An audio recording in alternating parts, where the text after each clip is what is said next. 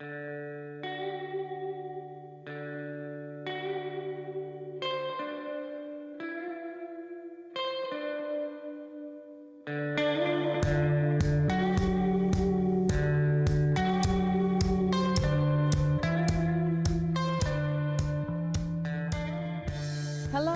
and welcome to True Stories Live.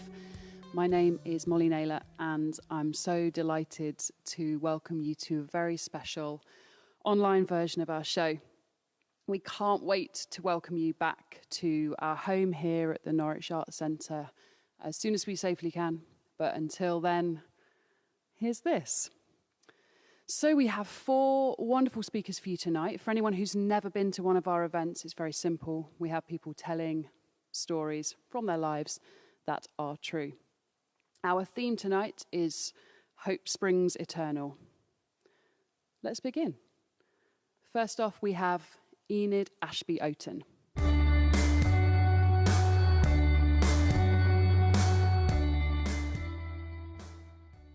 I remember shivering as I reached up and grabbed the muzzle of the gun and brought it towards the centre of my forehead. I also remember thinking, wow, I've just made a big mistake.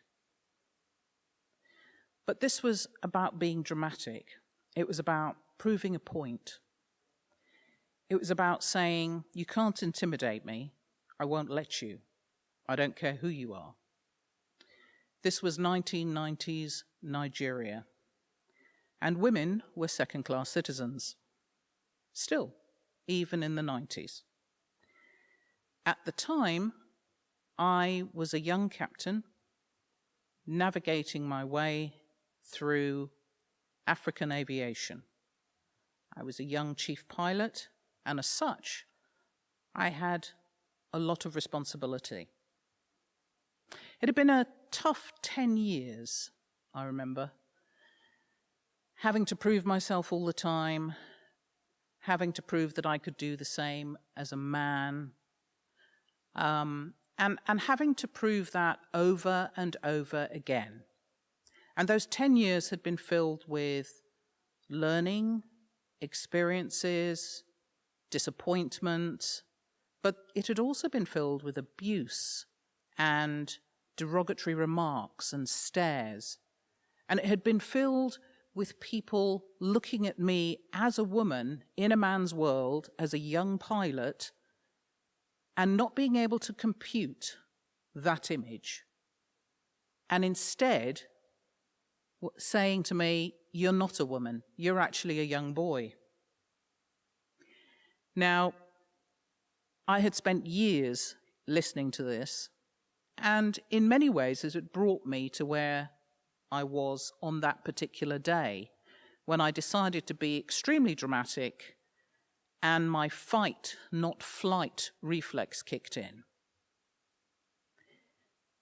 It had always been that way for me, even as a child living through trauma. I still had hope that things would change, hope that my circumstances would change, and hope that I could actually grow up into a decent young adult.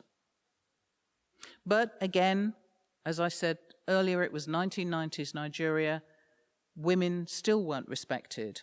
And if they dared to get into a male-dominated profession, then they were ridiculed, abused, and told that they couldn't do it. Women at that stage were meant to have children, meant to stay at home, and meant to cook. And that was it.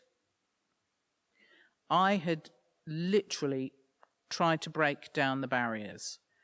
And I knew it would be a hard fight, but I had hope that maybe through what I could achieve, I could change things for women that would come behind me. What I didn't count on was the continuous belief in the cultural and traditional elements of where a woman's place is in industries such as aviation. So I learnt very quickly to pick my battles, and I had to strategize in order to win the war.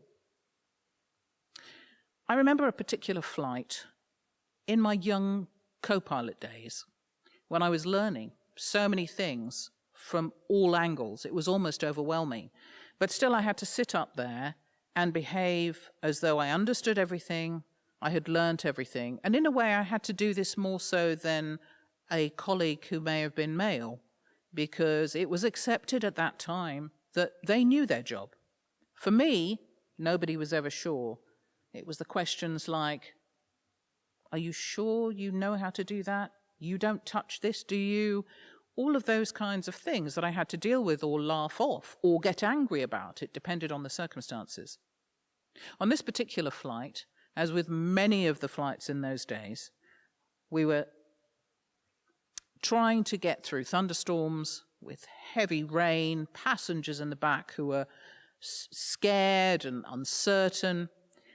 And there was me sitting up at the front there, hanging on for dear life, very, very, very little experience, a wet shirt because the windows were leaky, and trying to reassure my passengers and say, hey guys, don't worry, we will get through this. You've got 2 crew members up here who know what they're doing.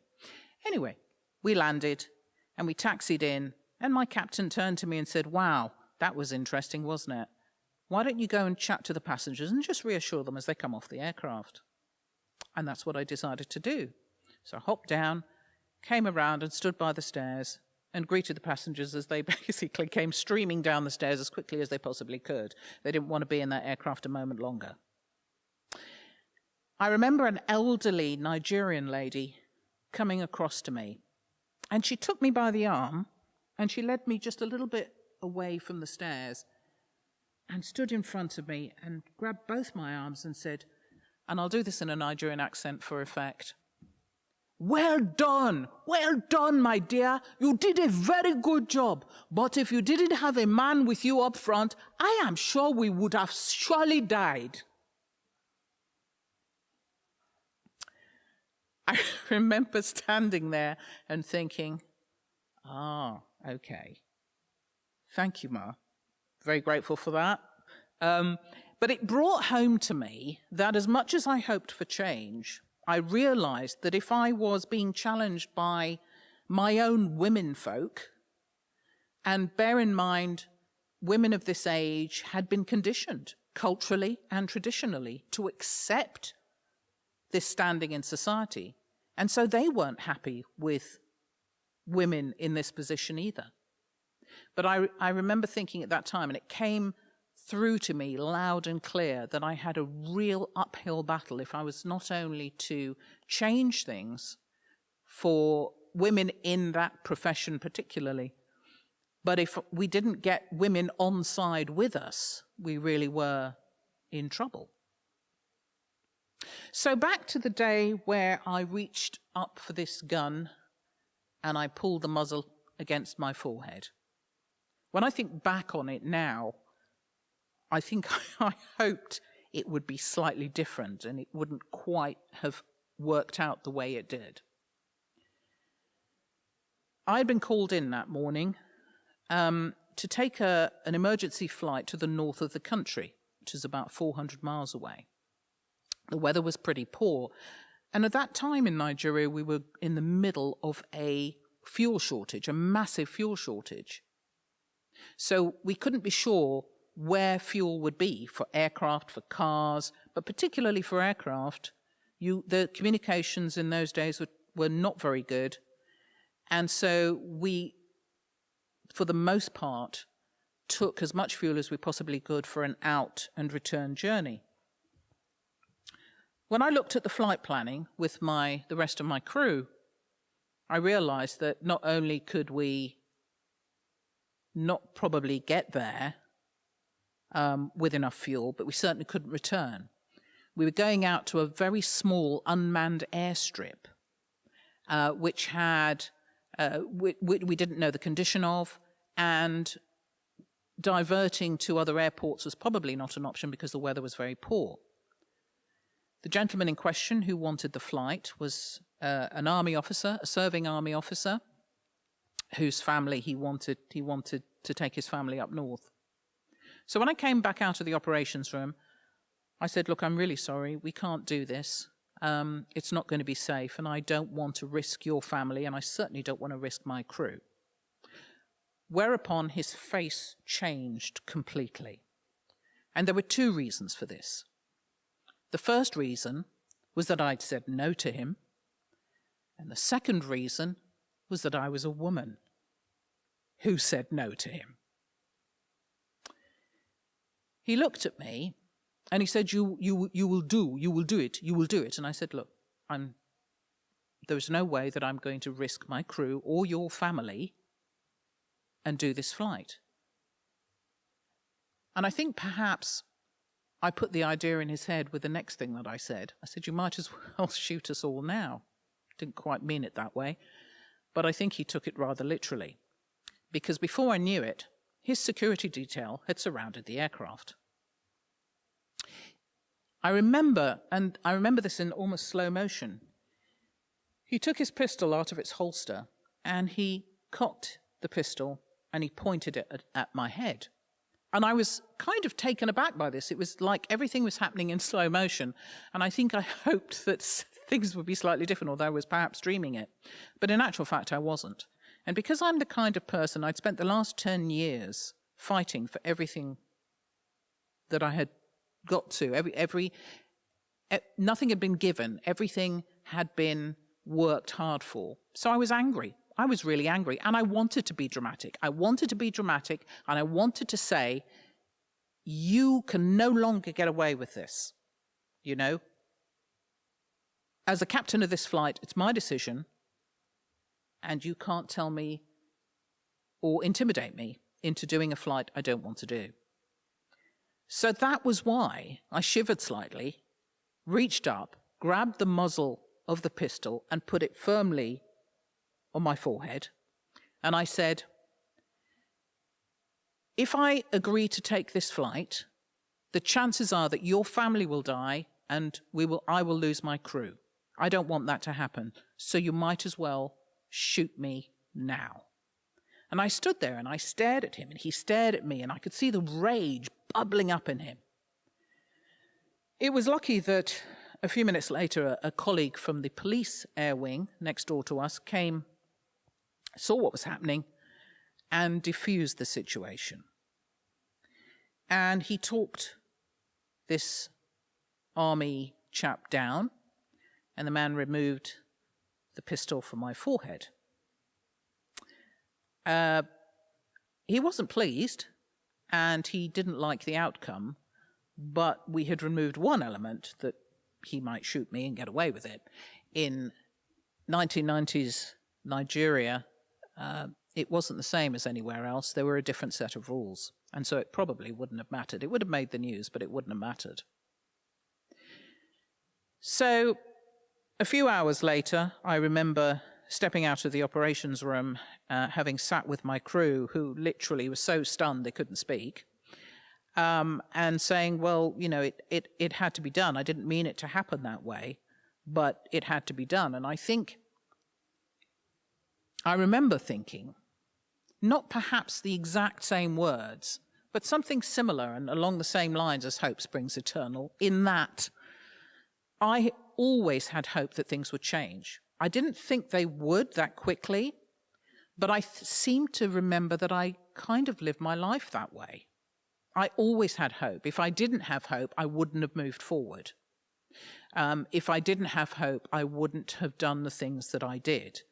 And I hope that by doing that and by showing that we did change things. We did change things for women particularly, but for everybody that suffered that abuse, that disrespect, that intimidation. I hope that that day changed things for a lot of people, because it made people think, we are going to fight back. We're not going to just sit there and take it. That wasn't my intent on that particular day. I think I had hoped for something different, but in the end, we got to where we wanted to be, and all these years later, 30 years, 40 years later, you think about it and think, well, yeah, I'm glad I did it that way. I had lived with trauma throughout my childhood, and I took it into my adult years, but I hope along the way that I changed the way I felt about it and the way I responded and reacted. Thank you.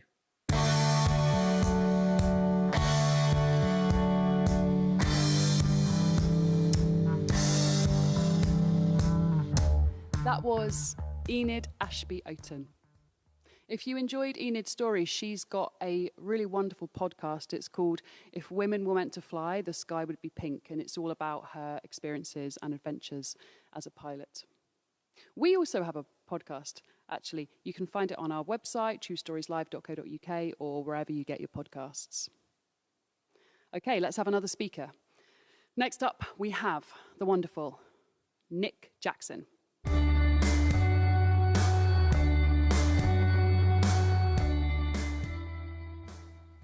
Imagine somebody who doesn't want to be noticed. Well, that was me at the age of maybe 11, between the ages of 11 and 17. I didn't want to be noticed. I was like one of those birds that has very carefully camouflaged plumage, and you don't notice it until it moves. That was me a lot of the time at school, either something that didn't move or running so fast that people would say, "What was that?" And somebody else would say, "Oh, I think that was Nick. Might have been Nick." The reason I didn't want to be noticed was because something was happening inside me, which I'd thought was just inside me and nobody could see it. And then I realized that other people could see what this was. And it was the simple fact that I was attracted to boys and not girls. And so I tried not to be noticed, because if I got noticed, then things happened. I carried on not wanting to be noticed until I was in my mid-20s. And then I started desperately to want to be noticed by the kind of man that I wanted to fall in love with. I had this idea of an ideal partner, an ideal boyfriend. After all, who doesn't want to be noticed by a handsome man? Unless you're a straight man or a gay woman. And of course, there's the fact that some handsome men are complete Burks. But that's beside the point. I just wanted to be noticed when I was in my 20s. But it wasn't until I got to the age of about 37 that I met Martin. Martin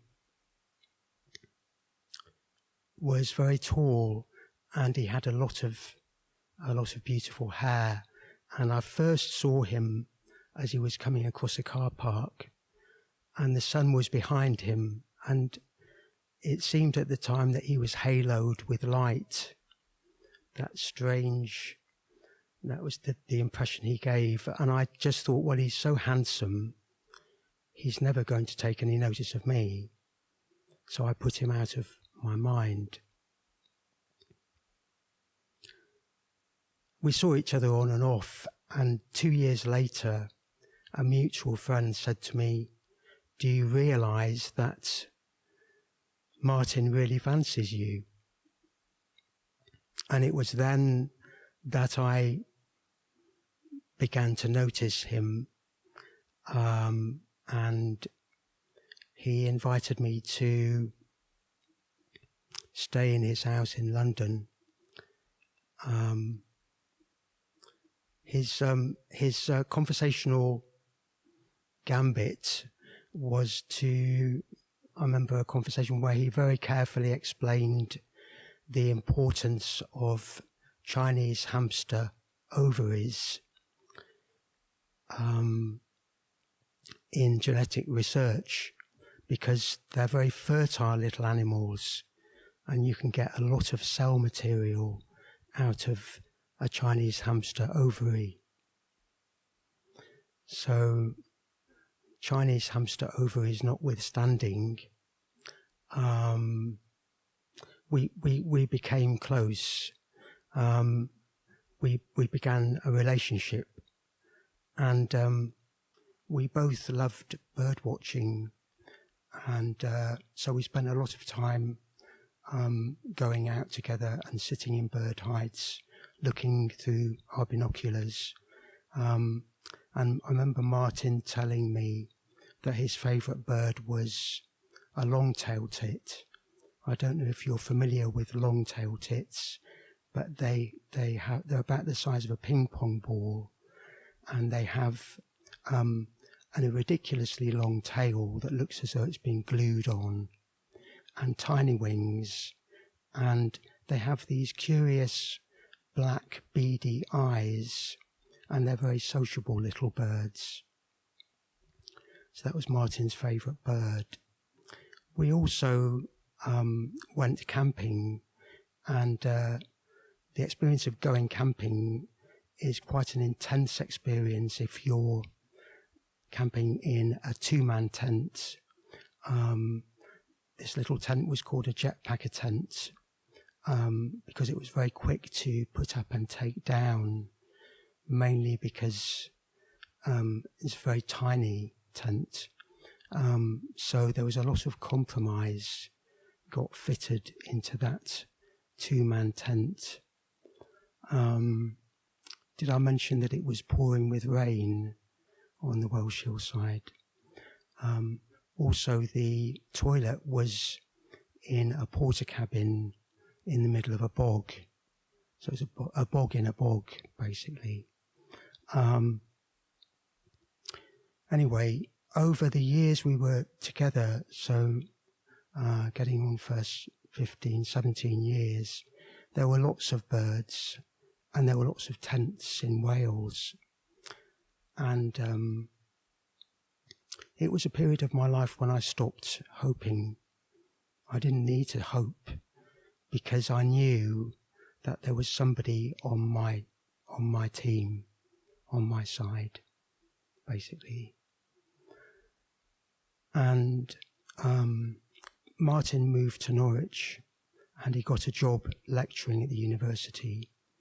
And one day he came home and he said, I've developed a speech impediment. I was in a lecture and I couldn't say the word statistics. So he practiced saying statistics. Statistics, statistics, statistics. He could say it perfectly, even better than I can. And we thought, well, that was the end of it. But to be on the safe side, he went to the hospital and he had some tests and they couldn't find anything wrong. And they carried on doing tests, but it seemed to fade into the background. Everything seemed to carry on as normal. And I vividly remember a day when I was coming home from work on my bike. I stopped to watch a woodpecker pecking, hopefully, at a hole. And I remember the sunshine and the feeling of well-being, the feeling that everything was right, and that when I got home, Martin would be there. Everything would be just as it had been. And I got home, put my bike away, went into the house, and I realised that something was wrong. And Martin, after a little while, appeared at the top of the stairs, and he was crying. I'd never seen him cry before. And he said, I got my diagnosis today. So I have motor neuron disease. And that was the point when I started to hope again. I hoped that it was a mistake, they'd made a mistake, or that it would miraculously disappear, or that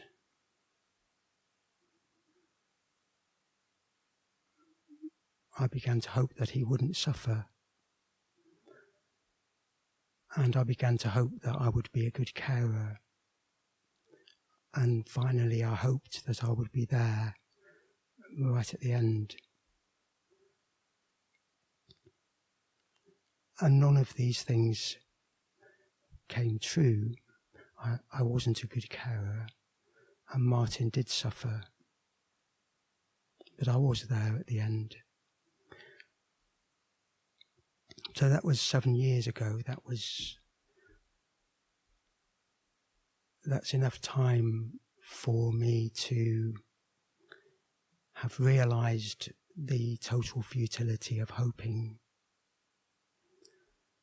And I'd like to say that I've become philosophical, and I've realised that all there is this moment.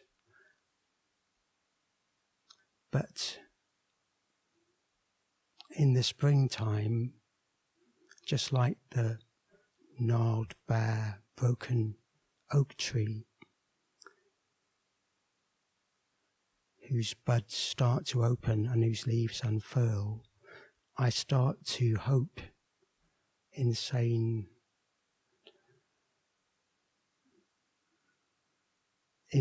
things. I start to hope that maybe somebody will look at me and not see a desperately unattractive 63-year-old broken, gnarled, bare oak tree, but a desperately attractive 63-year-old, gnarled, broken man. That's what I hope, irrational though it seems. And sometimes I also hope to see a flock of long-tailed tits.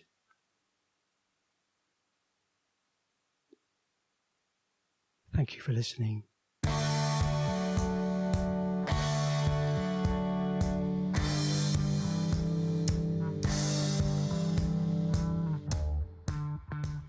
That was Nick Jackson with that very beautiful story.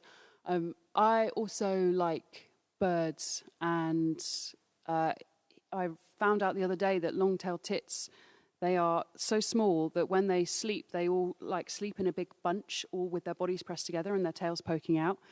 Google it, it's super cute. That was wonderful. Let's have our third speaker of the evening. It is the wonderful Molly Potter.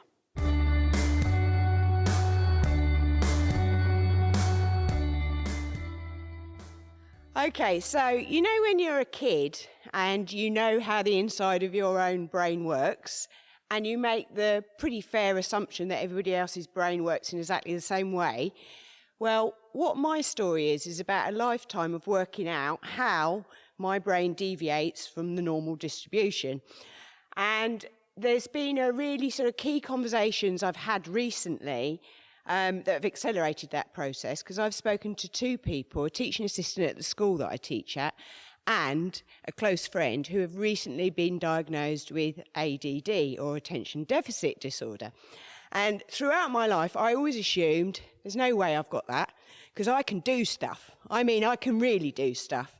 As in, when I lock into a project, you can't get anything else out of me.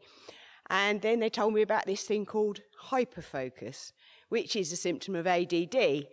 And I had to do a little bit of a reassessment, because I certainly do hyperfocus. So, for example, a few years ago, I wrote 300 ideas books. Now, nobody should write 100 ideas books. Not because 100 ideas is a lot of ideas, but because you have to write them in the same format, which is a nightmare for me, far too routine. But I did 3 of them. And so in order for me to do that, I'd have to get really into the zone. My poor family, because me in the zone really is in the zone. I can't receive anything else. So I would metaphorically lock myself into the computer and there'd be no receiving of anything else. I would just do the task, such that my husband would come into the room and say something, and I'd be like, the look he'd get would be a sort of a, what? Kind of, I wouldn't say anything.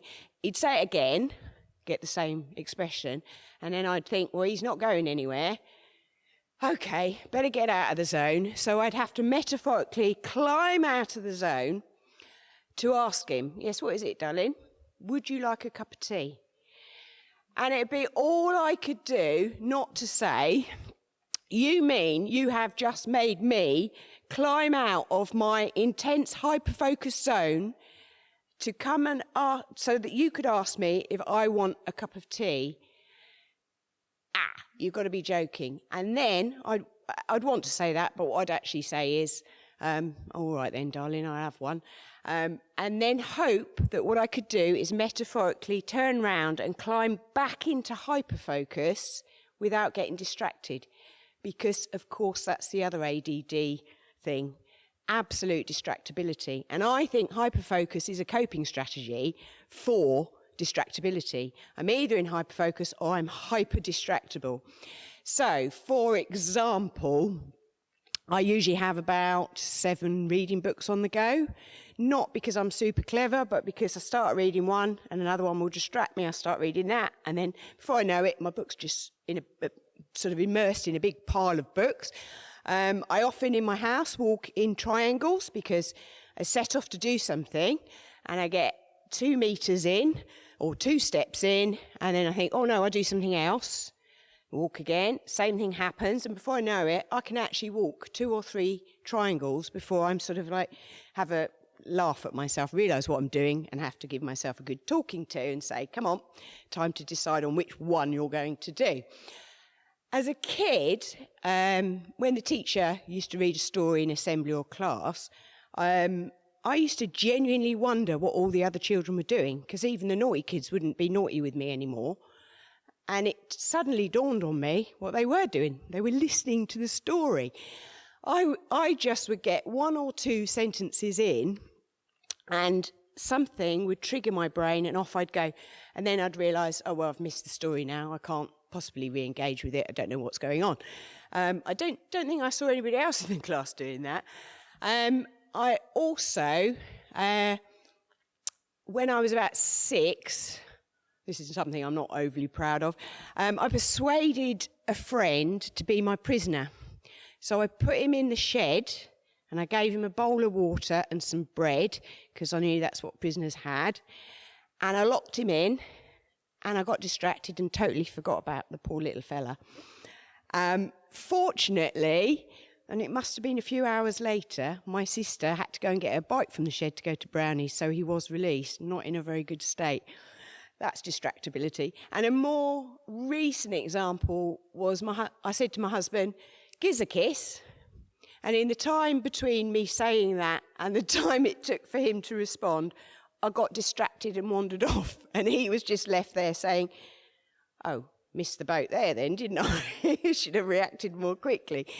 And I think the distractibility is also linked to really poor impulse control. What comes out of my mouth is really hit and miss. There's no filtering. I know people say they haven't got a filter, but I really have not got a filter. Sometimes it's the most perfect witty quip, and sometimes it's just downright offensive. I have offended people within seconds of meeting them. During the course of an evening at a party, I kind of divided the room. Also, so for example, I went to a wedding once, and a woman came over to me, and she was dressed in a sort of a yellow and black dress with sort of netting bits all over it. And what came out of my mouth was, "You look like a bumblebee." And it was said with love and affection and in a wish to connect, but she was never going to be my friend. Another example was, I was on the plane to Spain, like Eliza Doolittle. I was on the plane to Spain, and my brother-in-law taught me the Spanish word for dwarf, which is enano. I've only got 3 Spanish words, really. Enano, pollo, chicken, and garbanzo, chickpea. So my adventures in Spain linguistically are quite limited. Anyway, he taught me this word, and I can't remember why. This is not a good idea. And what should happen? We're in the hire car, the windows are wind down, and I saw someone with dwarfism on a moped. So as you can imagine, with no impulse control, what came out of my mouth, the cringing in the car from everybody in there. And I still to this day can cringe about that. And another example was a dear friend and neighbour of mine came out of her house one time, and she was all dressed up and obviously going somewhere. And I wanted to say something nice and compliment her. And what came out was, "You look nice and tarty." And needless to say, she was a bit offended, and it took a lot of explaining and backtracking. I've actually got friends who do ask me sometimes, was that one of the things that you said that you meant to say, or was that one of the things that you say that you didn't mean to say? And then on reflection, I have to then give them the judgment. No, maybe that was one I didn't mean to say. So yes, distractibility is definitely another... and impulse control are definitely things. And I think they also make me unable to do physical things very neatly. I'm always really messy and chaotic. Another thing that I've since learned is an ADD trait, and I didn't know, is the tendency to fixate on things. So somebody can be having a conversation about somebody, and what comes into my head is I need to know where that person lives. It doesn't matter, the story could unfold, and I really don't need to know where that person lives, but I will fixate on that. So my choice at that time is I can either interrupt that person and say, where does that person live? Or I can let them continue telling the story while I don't listen to a word of the rest of the story, because I am just fixated on, well, I wonder where they do live. Do they live? Well, they might live in Wyndham, they might live in... And my head is just fixated on that. Another kind of component of that is with the fixations, I can have ridiculous emotional outbursts, which I think is also ADD. So I can, for example, lose my keys, which is a regular occurrence. And even though my daughter's got spare keys, my husband's got keys with him, there are spare keys on the hook, it doesn't matter. I want my keys, I fixate on it. And I can get really, really upset until my keys are found, such to the point that I can be heard saying something like, I'm never going to be able to unlock a door again. And it's absolutely ridiculous. So hopefully I do find my key. But luckily, those storms, as quickly as they turn up, they disappear, although it can leave my husband festering somewhat. And the other thing I think I would say, kind of the final thing I've got that I think is linked to ADD is I do get incredibly overwhelmed at the end of a day, for example, because I would describe it as walking round with giant satellite dishes in every direction, receiving and transmitting all the time. And that's I mean, I must have a very high threshold for it because I keep going, but it is absolutely exhausting. And that's not surprising. And because of that, I did actually try one time to do transcendental meditation. I've got a cousin who's an art teacher in a TM school in Skelmersdale, and she came down and spent a week with me and taught me transcendental meditation. And I took it really seriously for about a year. So it's 20 minutes in the morning and 20 minutes every evening meditating. And it had an amazing impact over the year. I did calm down. I could do one thing at a time without needing to hyper-focus. I was less impulsive. But then I started to sort of miss the old me and the spark that was me. And it fizzled out like lots of my things. Fanatical for a bit, and then off they go. So yes. And then the other thing I thought about it is this ADD thing tends to run in families. So I thought, which of my parents might I have got this from? And it's so obviously my dad. And then when you think what my dad's job was, he was an air traffic controller. If you think of all the jobs in the world that somebody with distractibility should probably do, it's air traffic control. So he must have got really good at the hyperfocus element. And it's not all bad. There are pluses. So I would say I'm very quick on the uptake. My brain's always on the go. If I talk to a friend who's also got ADD, it's like we actually have about 3 or 4 conversations at the same time, and we can keep those up completely fine. Backwards, forwards, all over the place. Absolutely great. There's always ideas going on in my head. I'm excellent in a brainstorm, especially if I'm allowed to hyper-focus. And also, I think it's linked to my creativity, really, in that all those ideas going on all the time. And I had a friend years ago say once that a test of creativity is to see how many ideas you can come up for uses for a brick. And he came up with 3, one of which was build houses. And I went home that night and wrote a huge list of things that a brick could be used for. Things like put it on a Monopoly set to represent a shopping mall, or to demonstrate teamwork. One can't do much, but a whole load can build something. Or how to replace part of a table leg that's been chopped off by a hamster with a chainsaw on its back. And the list was ridiculous, but it went on forever, and he was just flabbergasted by it. So it's definitely got a creativity element to it.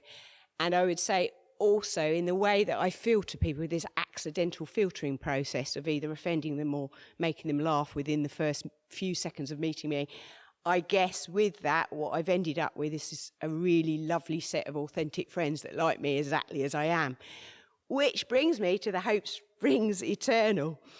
I think, especially with the accelerated understanding of myself recently, that I look back on all those times where I offended people but didn't want to. I was upset that I'd offended them. I made silly mistakes. I was chaotic.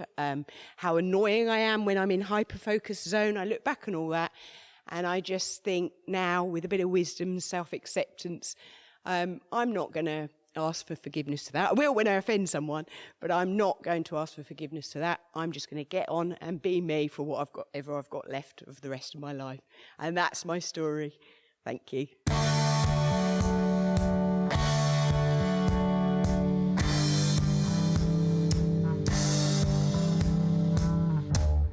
Molly Potter, everyone. Well, we are nearly at our final speaker of the evening. Before we have him, I wanted to ask you if you could go and find us on social media, like us on all the usual places, and that way you can stay up to date with all of the cool things we've got coming up. All right, that's it. We are going to finish with our final speaker, and it is the wonderful Pasco Kevlin.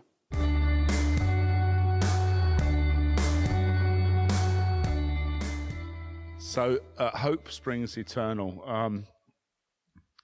Does it?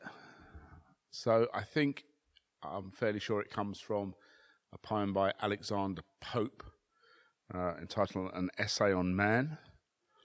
And it was the idea, or this concept of trying to have some sort of an optimistic philosophy, probably in response to growing waves of nihilism. Well, I'm a nihilist. I embrace nihilism. It's absolutely fine with me. So I wrestle with this concept that hope springs eternal. Does it? Why do we need it? Why do we cling to hope? Why can't we embrace what is here, what is now?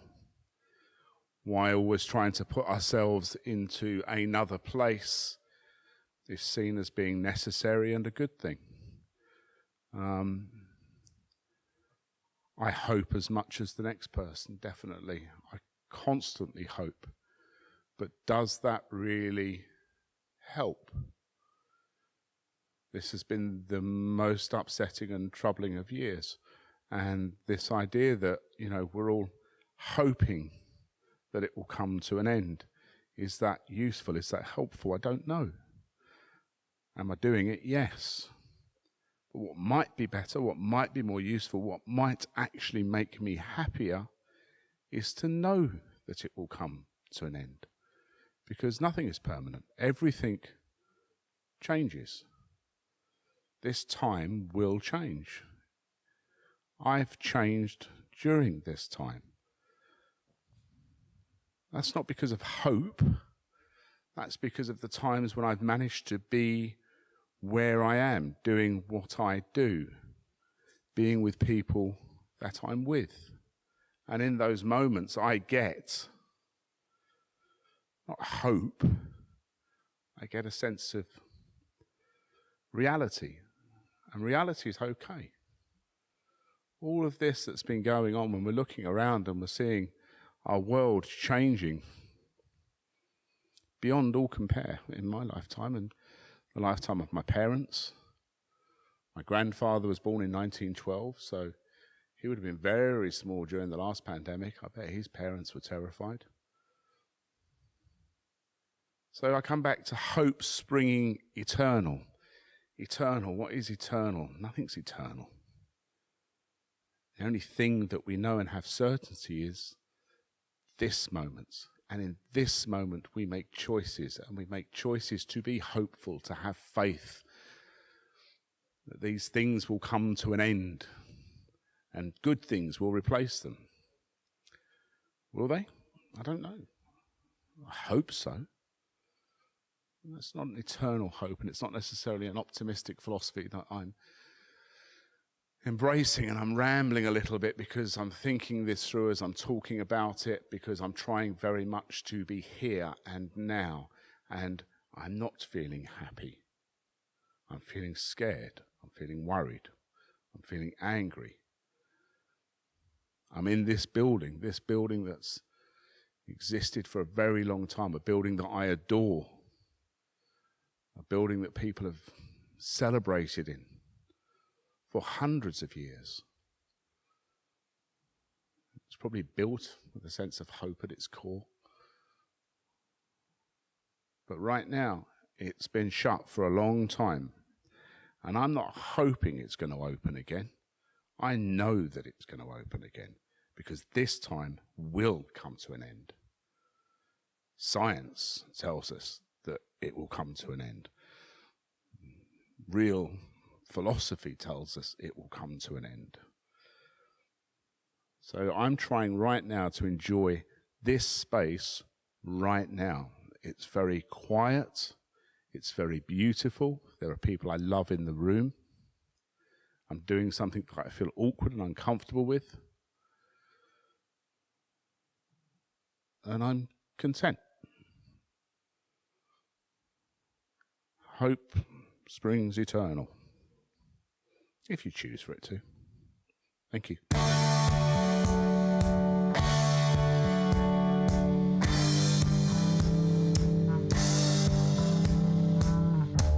Thanks, Pasco. And thank you to you, because that's it. That's our night. We're done. I want to say a massive thank you to our speakers. We had Enid Ashby Oaten, Nick Jackson, Molly Potter, and finally, Pasco Kevlin.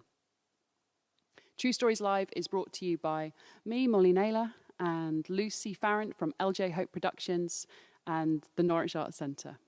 I want to say a massive thank you to Bobby Hallsworth, our BSL interpreter, and to Tom and Alex and Connor, who helped us put the show together tonight. Huge thank you to you for watching. We really can't wait to see you soon.